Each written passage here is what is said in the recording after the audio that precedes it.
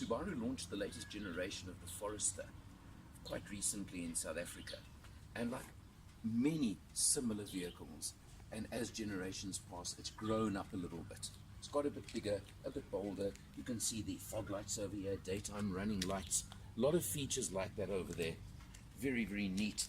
Mag wheels over here on the side.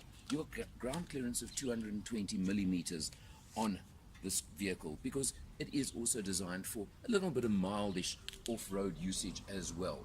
This is the top spec version as well, the ES, and I'll explain a little bit more about that in a few moments. But you of course do get nice roof racks over here. Coming around, you can see it's pretty tough body side moldings, all those sort of features to make it look like it is a rugged type of vehicle. Round two over here, a very good sized boot, which gives you 520 liters of boot space in standard form, which is a good size. And you can see overall just very neatly done. You've got buttons over here if you want to drop the seats from inside the boot. You can drop those seats of course and go to just over 1,000 liters of boot space, but 520 with a 5-seater is a very good sized boot area to start with. And a convenience feature on the top model, of course, you do have the auto closing on the boot. Again, really nice, really useful, and gives you a very tough looking rear end with a nice skid plate effect over there at the bottom. And just overall, it tells you it's a rugged kind of vehicle. Let's check it out inside, because it's not rugged inside, it's pretty luxurious.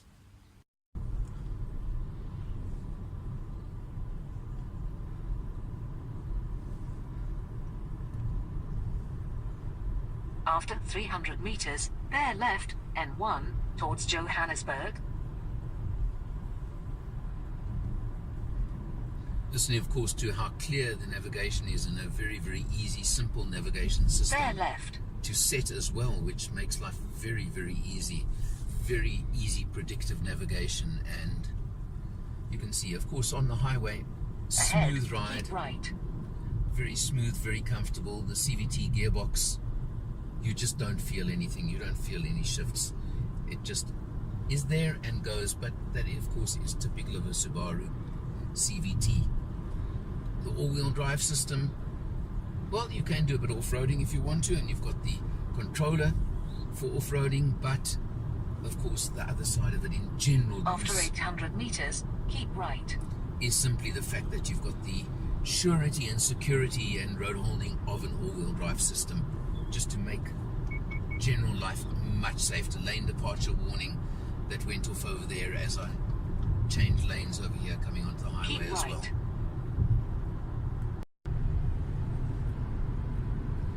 Incredibly comfortable place to be, and you can see the multifunction steering wheel with all the different controls, and remembering that of course Ëyesight, which is the Subaru patented system, does give you active cruise control that I've used before and is just brilliant. Ëyesight also gives you active braking, features like that pick up the cars in front of you. Another feature that I really like on this car, and I find on the Subarus, is you've got your big center screen, but above it you've got a secondary screen over there that's giving you lots of information. Also picks up navigation instructions on that screen as well, which is really in your line of sight, as opposed to a screen which is high up on the dash anyway on the center console, but even there you're looking down, whereas over here it's in your line of sight where you're looking forward. And I just think that is really a special feature and very, very safe, makes life very safe. On this particular model, being the top of the range, you've got, of course, your leather trim, you've got all the safety spec I've just mentioned, you've got dual zone climate control, you've got a large panoramic roof, and being the Forester, you've got tons and tons of space. Overall, a pretty pleasant and comfortable place to be. Taking the Forester down a little bit of a dirt road over here out near Paris, and you can see we're in X mode for snow and dirt, and because of course this has the asymmetrical all-wheel drive system, and this is the setting just to handle a road like I'm on right now, and it's an absolute breeze. You can see that it's just handling anything and everything that you can possibly throw at it with no problems whatsoever, and it's an absolute degrees. I mean, this is not a bad piece of road by any means. I'm not 4x4ing in any means, but it certainly does handle it very nicely, and I'm doing 60 k's an hour, cruising along, finding it very, very easy indeed.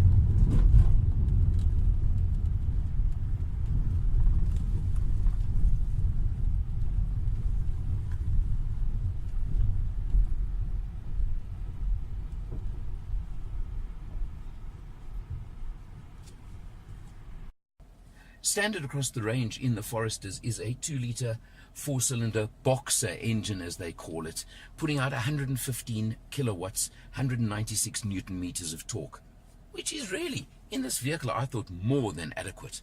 And it's not a ball of fire as some people have come to expect from Subaru with turbo versions, but I understand the turbo version could be coming later, so it could be pretty exciting when it gets here, if you really want the sports aspect. What's interesting is, according to the spec sheet for this vehicle, Subaru say the fuel consumption is 7.6 litres per 100 kilometers, and you can see on this test we've now covered 455 kilometers with 150 left in the tank at 7.7.